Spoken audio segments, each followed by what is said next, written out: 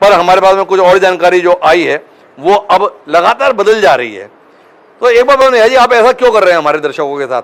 कभी आप 300 वोटों से भूपेश बघेल को पीछे बता देते हैं, अब इतनी जल्दी काउंटिंग थोड़ी हो रही है, इसमें आपने भूपेश बघेल को 5000 वोटों से आगे भी बता दिया। जी सर, राजनांदगांव से इस वक्त की सबसे बड़ी अपडेट आई है सर कि 6905 वोटों से भूपेश बघेल कांग्रेस प्रत्याशी आगे चल रहे हैं। इस वक्त की सबसे बड़ी अपडेट है, 9:55 पे आई है सर। और रायगढ़ की अगर बात करें तो बीजेपी प्रत्याशी राधे श्याम राठिया 18,994 वोटों से आगे चल रहे हैं। तो कुल मिलाकर जो नांदगांव संसदीय क्षेत्र है वहां पर मामला खासा दिलचस्प है। बड़े नेता हैं भूपेश बघेल, कांग्रेस पार्टी का छत्तीसगढ़ में सबसे बड़ा चेहरा भी आप उन्हें मान सकते हैं। वो राजनांदगांव संसदीय क्षेत्र से चुनाव लड़ रहे हैं। उस राजनांदगांव संसदीय क्षेत्र से चुनाव लड़ रहे हैं जहां पर डॉक्टर रमन सिंह की प्रतिष्ठा साथ में जुड़ी हुई है। भले ही प्रत्याशी वहां पर कौन है, संतोष पांडे, पर नांदगांव के परिणाम को देखा किसकी साख के तौर पर जाएगा? देखा जाएगा डॉक्टर रमन सिंह की साख के तौर पर। उस राजनांदगांव संसदीय क्षेत्र में वर्तमान में भूपेश बघेल तकरीबन 6000 वोटों से आगे चल रहे हैं, ये रुझान हमें बता रहे हैं। इस प्रकार से उत्तर पूर्वी राज्यों के संदर्भ में खबरें लगातार आ रही हैं। मेघालय में एक सीट है जो एनपीपी के खाते में जाती हुई नजर आ रही है, ये वहां पर रुझान है। नॉर्थ ईस्ट की 25 में से 12 सीटों पर बीजेपी, 6 सीटों पर कांग्रेस, अन्य पर 7। पर इस समय जो बड़ी खबर है वो कश्मीर घाटी से है। देखो, कश्मीर घाटी में भाजपा चुनाव नहीं लड़ रही, पर वहां पर महबूबा मुफ्ती अर्थात पीडीपी मैदान में है, वहां से अब्दुल्ला परिवार मैदान में है। और मेरे पास जो रुझान है वो रुझान चौंकाने वाले हैं। इन दोनों परिवारों की इज्जत वाकई दांव पर लगी हुई है और बहुत बड़े खतरे में है। रुझान ये बताता है कि बारामूला संसदीय क्षेत्र से उमर अब्दुल्ला इस समय पीछे चल रहे हैं।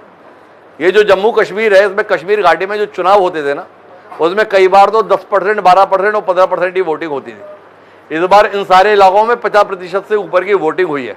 कुल मिलाकर धारा 370 के बाद का बदलाव इस रूप में हमें देखने को मिला है। लेकिन वर्तमान की जो बात है वो ये है कि उमर अब्दुल्ला पीछे चल रहे हैं और अनंतनाग राजौरी सीट से महबूबा मुफ्ती वो भी पीछे चल रही हैं। तो भाजपा के दो सबसे कड़े कटु आलोचक उमर अब्दुल्ला और महबूबा मुफ्ती दोनों भाजपा की गैर मौजूदगी के बावजूद भी चुनाव जीत पाने में नाकाम है। लेकिन छत्तीसगढ़ के लिहाज से बहुत महत्वपूर्ण खबर है। हालांकि खबर गुजरात से है, इसके बावजूद भी छत्तीसगढ़ के लिए महत्वपूर्ण क्यों है? उसका कारण है, छत्तीसगढ़ में जब विधानसभा चुनाव थे तो एक शख्स यहां पर गुजरात से आया। उसका नाम अमित शाह नहीं था, उसका नाम था मनसुख मांडविया। मनसुख मांडविया राज्यसभा सदस्य थे, मोदी सरकार में स्वास्थ्य मंत्री की जिम्मेदारी निभा रहे थे। उन मनसुख मांडविया को ओम माथुर के साथ चुनाव का प्रभारी बनाकर भेजा गया। मनसुख मांडविया ने जो कुछ भी मेहनत की, लोग ऐसा मानते हैं, भाजपा के कार्यकर्ता मानते हैं, भाजपा के नेता मानते हैं कि सरकार अगर भाजपा की बन पाई छत्तीसगढ़ में तो उसमें सबसे अहम भूमिका जमीन के स्तर पर जिसने निभाई उसका नाम मनसुख मांडविया था। वो मनसुख मांडविया इस बार अपने जीवन का पहला लोकसभा चुनाव लड़ रहे हैं। और कहां से लड़ रहे हैं? वो चुनाव लड़ रहे हैं गांधी की जन्मभूमि से। गांधी की जन्मभूमि मतलब पोरबंदर, पोरबंदर से चुनाव लड़ रहे हैं मनसुख मांडविया जो लगातार राज्यसभा सदस्य थे। वो मनसुख मांडविया इस समय पोरबंदर संसदीय क्षेत्र से 89,166 वोटों से आगे चल रहे हैं। मतलब तय मानिए, मनसुख मांडविया अब राज्यसभा में नहीं दिखेंगे, मनसुख मांडविया को अब हम लोग लोकसभा में देखेंगे। ये कुल मिलाकर स्थिति हमारे सामने है। और करनाल से भी दृश्य बदल गया है। चुनाव ही ऐसा है, दृश्य बदल जाता है। जो मनोहर लाल खट्टर पीछे चल रहे थे करनाल संसदीय क्षेत्र से, वो इस समय 10,000 वोटों से आगे चल रहे हैं। इस समय स्क्रीन पर आप सबसे बड़ी खबर देखेंगे, बिग ब्रेकिंग अगर हम कहें हरियाणा के संदर्भ में, तो मनोहर लाल खट्टर जो पीछे जा रहे थे वो आगे हो गए हैं। और आगे भी ऐसे वैसे नहीं, 10,000 वोटों से आगे हो गए हैं। 10,000 वोटों से आगे होना अपने आप में एक सम्मानजनक अंतर पैदा कर देता है। तो करनाल से मनोहर लाल खट्टर आगे चल रहे हैं। और एक सीट है हासन। हासन से आप नहीं समझेंगे, पर इस लोकसभा चुनाव में एक शख्स जो सर्वाधिक चर्चा में आया वो कौन था और जो प्रत्याशी भी था? तो चर्चा में तो सैम पैत्रोदा भी आए थे, पर सैम पैत्रोदा प्रत्याशी नहीं थे, देश से बाहर थे, फिर भी चर्चा में थे। देश में रहते हुए जो शख्स चर्चा में आया उसका नाम है प्रज्वल रेवन्ना। इस समय जेल में है। कई महिलाओं के साथ में अनाचार की आरोपों से घिरा हुआ प्रज्वल रेवन्ना जो इस समय जेल में है, पर जेल में रहते हुए भी जनता दल का यह प्रत्याशी जेडीएस का 3000 वोटों से आगे चल रहा है। अगर यह शख्स चुनाव जीतता है तो वाकई हम लोगों को यह विचार करने का विषय हुआ कि इस आचरण वाले लोग भी समाज में क्या छवि रख के अपनी जीत को हासिल कर लेते हैं। लेकिन कुल मिलाकर प्रज्वल रेवन्ना इस समय पे आगे चल रहे हैं 3000 वोटों से। एक और नाम है पुरुषोत्तम रूपाला, जिनका बयान भाजपा के लिए काफी मुश्किल पैदा किया। उन्होंने क्षत्रिय समाज के संदर्भ में, ठाकुरों के संदर्भ में कुछ कह दिया था, लोगों ने इशू बना लिया था। पर पुरुषोत्तम रूपाला के कारण भाजपा को जो भी नुकसान हो रहा हो, और रूपाला जी का काम मजे में चल रहा है। वर्तमान में वो 93,000 वोटों से आगे चल रहे हैं। 1 लाख के करीब उनका अंतर पहुंच गया है। तय मानिए कि वो कुल मिलाकर इस समय पे कहानी बना रहे हैं। पर मैं जो खबर आपके बीच में ले जाना चाहता हूं, वो ले जाना चाहता हूं मध्य प्रदेश की। मध्य प्रदेश में जिस पे सबसे ज़्यादा निगाह है वो 2 सीटें हैं, एक छिंदवाड़ा, एक राजगढ़। छिंदवाड़ा के साथ कांग्रेस की कमलनाथ जी की प्रतिष्ठा ज़्यादा है। बीच में खबर आई थी कमलनाथ जी, नकुलनाथ जी अपना प्रचार छोड़ दिल्ली पहुंच गए थे भाजपा के दरवाजे पर ऐसा कुछ हो नहीं पाया, पता नहीं क्या हुआ। पर नकुलनाथ चुनाव लड़ रहे हैं, पर नकुलनाथ का काम लग रहा है भाई। खबर ये आ रही है कि भारतीय जनता पार्टी के बंटी साहू पिता के हाथों मिली हुई हार का बदला बेटे से निकालने जा रहे हैं। विवेक बंटी साहू छिंदवाड़ा से इस समय पर तीसरे राउंड के बाद 23,000 वोटों से आगे चल रहे हैं। 23,000 वोटों की लीड हो चुकी है इस समय पर। क्या नकुलनाथ एक बड़े अंतर के साथ चुनाव हारने जा रहे हैं? 4 दशक में जिस सीट को उनके पिता कमलनाथ ने बड़ी मेहनत के साथ तैयार किया था, क्या 5 साल में बर्बाद कर दिया नकुलनाथ ने? यह सवाल पैदा हो जाएगा अगर यही रुझान के साथ में परिणाम आया। नकुलनाथ क्या अपने पिता की इज्जत को मटियामेट कर देंगे? क्योंकि यह हार कांग्रेस की नहीं, नकुलनाथ की और कमलनाथ की देखी जाएगी। छिंदवाड़ा को जीतने का सपना भाजपा का क्या डॉक्टर मोहन यादव और विष्णुदत्त शर्मा के साथ पूरा हो जाएगा? सवाल है। और रुझान बता रहे हैं कि हाँ ऐसा होने जा रहा है। पर स्क्रीन पर आप देखें, मैं एक बार फिर अपडेट करता हूं, 542 सीटों के रुझान हमारे साथ में है। 286 सीटों पर एनडीए बहुमत से मामूली अंतर से आगे। वहीं दूसरी ओर इंडिया गठबंधन 226 सीटों पर आगे। छोटी मोटी बात नहीं है। जिस इंडिया को मुकाबले में भी नहीं माना जा रहा था, वो कांटे की लड़ाई में तब्दील कर दिया है और अन्य 31 सीटों पर आगे। कुल मिलाकर अगर हम इस तरीके से देखें तो कुल मिलाकर ब्रेक पर जाना है, पर ब्रेक पर जाने से पहले एक और परिवार की इज्जत के संदर्भ में बता के जाना है। क्या है, कईयों की प्रतिष्ठा दांव पर लगी है ना, तो उनमें से एक प्रतिष्ठा जैसे कमलनाथ जी की तो मटियामेट हो गई है, 23,000 वोटों से पीछे चल रहे हैं। पर एक और नाम कौन है? हमारे साथ में ब्रेक पे जाना था, पर हमारे साथ में जुड़ गए हैं छत्तीसगढ़ के उप मुख्यमंत्री अरुण साव जी। उनकी प्रतिष्ठा भी दांव पर लगी हुई है। पिछली बार बड़े अंतर से बिलासपुर में जीते थे, देवेंद्र यादव वहां पे प्रत्याशी के तौर पर हैं। सीधे अरुण साहब जी के पास चलते हैं, पर अरुण साहब जी से पहले एक बड़ी खबर आपको देते हैं। शरद पवार की प्रतिष्ठा दांव पर लगी है। भतीजे अजीत पवार ने उनकी प्रतिष्ठा को दांव पर लगवा दिया है। तो अजीत पवार की पत्नी है सुनेत्रा पवार, वो बारामती से प्रत्याशी हैं। उनका मुकाबला है अपनी ननद अजीत पवार की बहन और शरद पवार की बेटी सुप्रिया सुले से। सुप्रिया सुले इस समय 14,000 वोटों से आगे। अरुण साहब जी के पास चलते हैं। अरुण जी, रुझान एक कठिन मुकाबले की ओर ले गए हैं इस आम चुनाव को, क्या कहते हैं?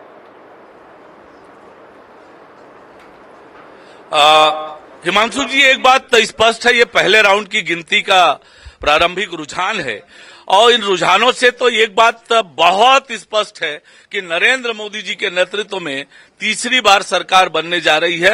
ये स्पष्ट है।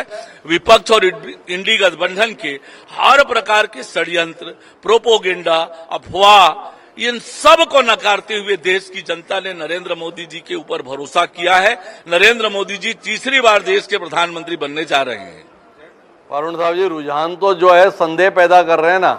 आपको 370 के पार जाना था भाजपा को लेकर, यहाँ 270 के लाले पड़ गए भाजपा को। आंकड़ा जो है वो इस समय 289 सीटें दे रहा है इंडिया को, और जो इंडी गठबंधन आपके अनुसार प्रोपेगेंडा करने वाला, अफवाह फैलाने वाला, झूठ बोलने वाला 222 सीटों पर आगे। क्या हो गया ऐसा क्यों रुझान आ रहा है? हिमांशु जी, मैंने आपसे ये कहा कि ये पहले राउंड की गिनती का नतीजा है, पहले राउंड की गिनती और चुनाव परिणाम का ये प्रारंभिक रुझान है।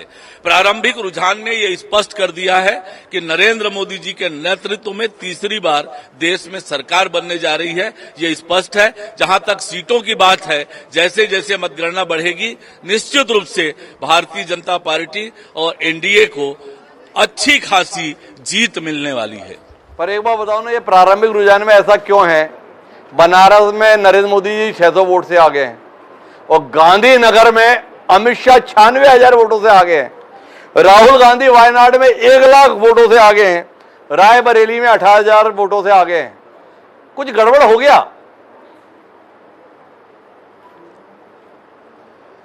हाँ, नहीं हिमांशु जी, जैसे मैंने कहा कि ये पहले राउंड दूसरे राउंड की ही गिनती का है, और जैसे जैसे गिनती बढ़ेगी 18-19 राउंड की गिनती होनी है, और इसलिए जो परिणाम है वो निश्चित रूप से नरेंद्र मोदी जी के पक्ष में जाएगा, एनडीए के पक्ष में जाएगा, भारतीय जनता पार्टी के पक्ष में जाएगा।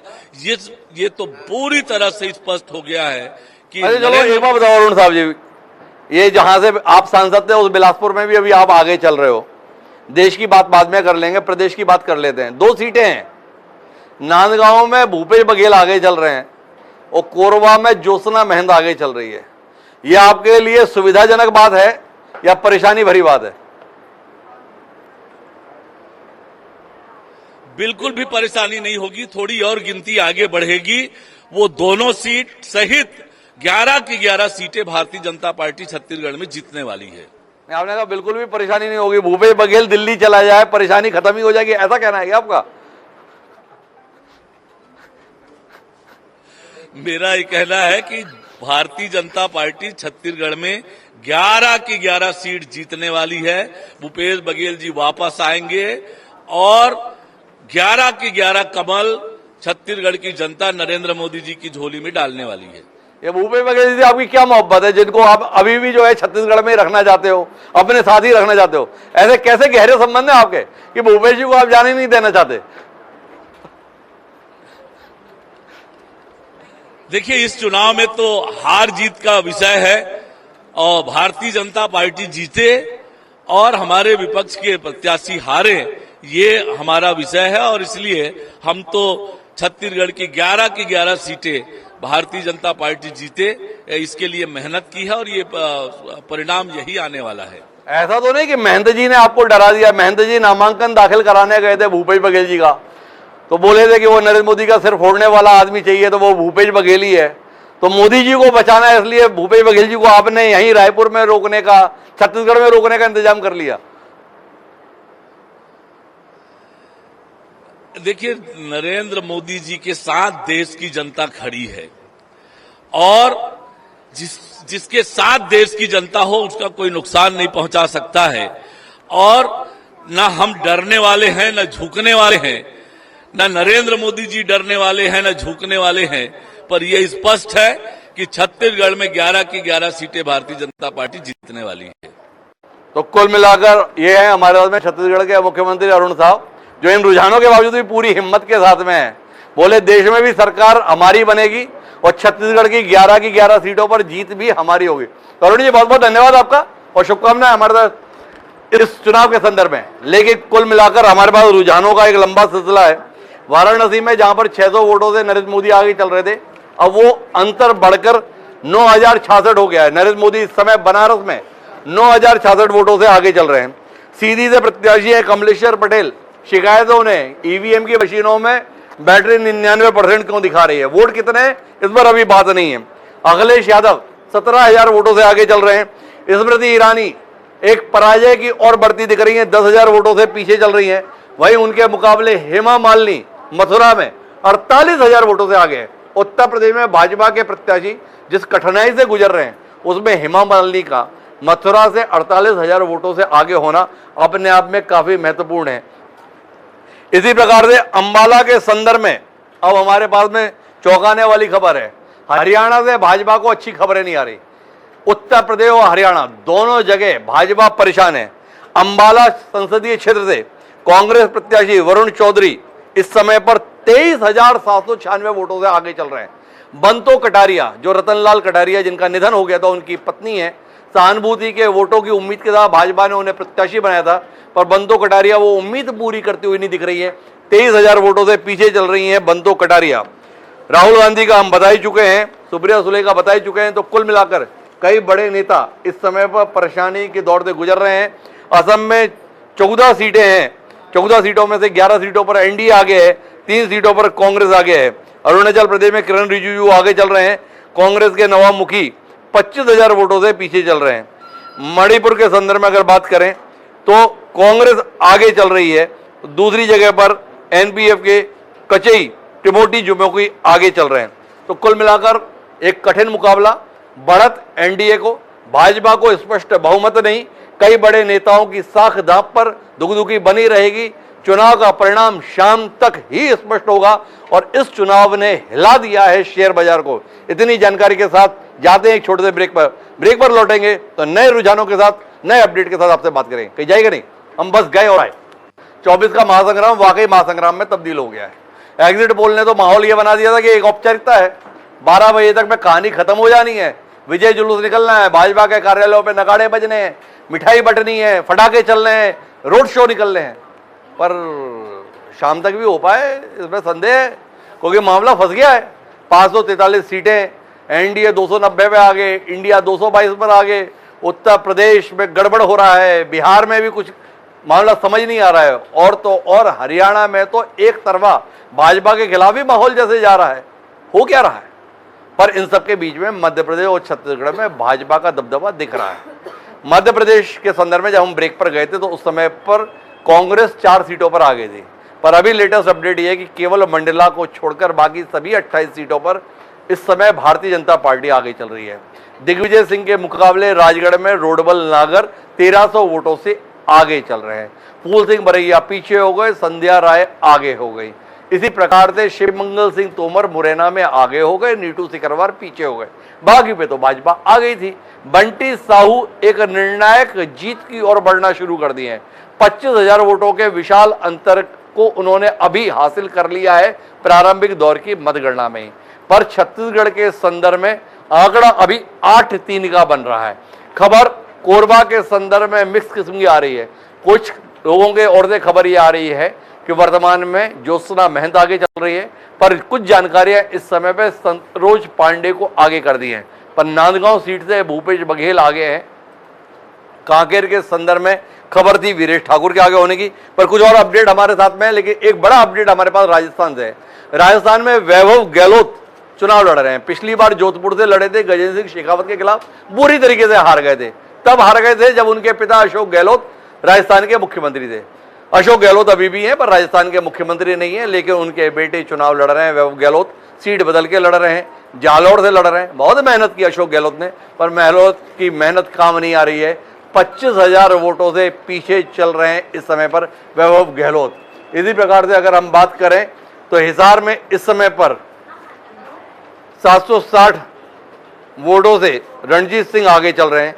करनाल में मनोहरलाल खट्टर 14,298 वोटों से आगे चल रहे हैं। इस समय कुरुक्षेत्र में सुशील गुप्ता नवीन जिंदल के मुकाबले 6,718 वोटों से आगे चल रहे हैं। रोहतक के संदर्भ में दीपेंद्र हुड्डा 46,000 वोटों से आगे चल रहे हैं। शैलजा निर्णायक जीत की ओर बढ़ गई हैं, 47,000 वोटों से आगे चल रही हैं। सोनीपत में सतपाल ब्रह्मचारी मात्र 175 वोटों से आगे चल रहे हैं। इन रुझानों के बीच में हमारे साथ छत्तीसगढ़ की सियासत का एक बड़ा चेहरा, संभावनाशील चेहरा राजेश मूणत जुड़ गए। राजेश मूणत जी के पास रुख करते हैं और राजेश मूणत जी से जानना चाहते हैं, 12 बजे आपको फटाके फोड़ने थे, थोड़ा इंतजार करना पड़ेगा। ये इंतजार कितना भारी पड़ रहा है मूणत जी?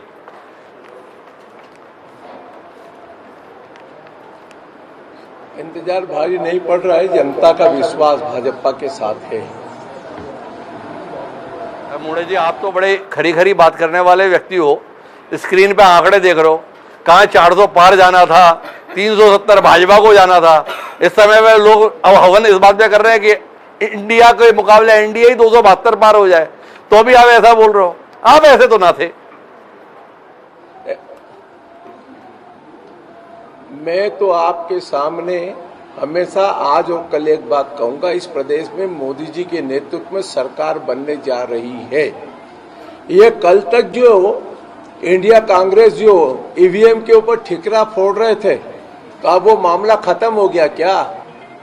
अभी थोड़ी देर के बाद में फिर वही कहानी दोहराएंगे ये लोग। और इसलिए मैं आपके माध्यम से श्योर करता हूं इस देश की और प्रदेश की जनता को कि भारतीय जनता पार्टी जो पिछली बार जितनी सीट लेके आई थी उससे ज्यादा सीट लेकर के आ रही है, और इस प्रदेश में ही नहीं देश में पुनः नरेंद्र मोदी के नेतृत्व में सरकार बनने जा रही है। वो तो सब ठीक है राजीव मुंडा जी, आप तो आखिरी समय तक इस बात पर टिके ही रहना पता कर दे रहे हो आप। पता है ना, वो 2300 अंक डूब गए। वो एग्जिट पोल वालों ने इतनी मेहनत करके ऊपर उठाया था, अभी कमाई 24 घंटे रह भी ना पाई, 12 लाख करोड़ का नुकसान हो गया। खबरें चल रही हैं, इतना बड़ा नुकसान क्यों करा दिया आप लोगों का? अरे हमने किसी का नुकसान नहीं कराया साहब, हम तो ये चाहते हैं बाजार ऊपर नीचे चलता रहे और मोदी की सरकार बनती रहे, उसके आगे कोई लेना देना नहीं, क्योंकि अपन ने आज तक जीवन में कभी शेयर खरीदा नहीं। अगर आप भी एक तरफा दिखा दोगे पूरा, तो फिर टीवी और दर्शकों को मजा नहीं आएगा। इसलिए थोड़ी उत्सुकता बरकरार रहना चाहिए, और कोई चीज आसानी से मिल जाती तो मजा नहीं आता। हम भी चाहते हैं कि इंडियन कांग्रेस वाले थोड़े देर का आनंद ले ले, थोड़ी देर के बाद में आप इनको खोजोगे तो ये उपलब्ध भी नहीं होंगे कहीं। अच्छा, तो कुल मिला के लोगों को मजा दिलाने की कोशिश कर रहे हैं, मुंडा जी कह रहे हैं। तो ये बताओ, ये मजा आप नांदगांव कोरबा में ही क्यों दिला रहे हो? बाकी जगह दिलाने में क्यों संकोच कर रहे हो? और खासतौर पे जहां पर आप बैठे हो रायपुर, यहाँ के लोगों को मजा क्यों नहीं करा रहे हो? अरे यहाँ तो पूरा मजा है, आप चिंता मत करो, क्योंकि वो तो पहले सिलेंडर था। राष्ट्रीय सचिव कांग्रेस पार्टी का चुनाव लड़ रहा है और अपना कार्यालय नहीं खोल सकता लोकसभा का, और उस कांग्रेस पार्टी के राष्ट्रीय सचिव को बलि का बकरा बना करके मैदान में छोड़ दिया कांग्रेस पार्टी ने। अब उसके बारे में क्या कहूं? अब आप नहीं कहोगे तो कौन कहेगा? आपने उसे चुनाव हराया है, अब आप भी नहीं बोलोगे तो कौन बोलेगा? पहले खर्चा इतना तो नहीं करा दिया था कि इस चुनाव के लिए पैसे नहीं बचे? उससे डबल नहीं, इसमें वसूली उतनी हो गई है। अच्छा, तो कुल मिलाकर रायपुर के संदर्भ में क्या आकलन है? और वो लोग कौन है जो हारते हुए को भी पैसा दे देते हैं? अब दुनिया में लोग घूमते रहते हैं, कोई ना कोई दानदाता मिल ही जाता है आज के जमाने में। नहीं, जीतने वाले को देते तो हमने भी बहुत देखे, पर जिसका हारना आप इस कदर सुनिश्चित बता रहे हो उसको भी पैसे मिल गए, ऐसा कमाल कैसे होता है? होता है साहब, जादू देखने वाले जादू देखते हैं कभी कभी जी। तो रायपुर के संदर्भ में तो ठीक है, पर ये राजनांदगांव कोरबा इनके संदर्भ में क्या कहेंगे मोदी जी?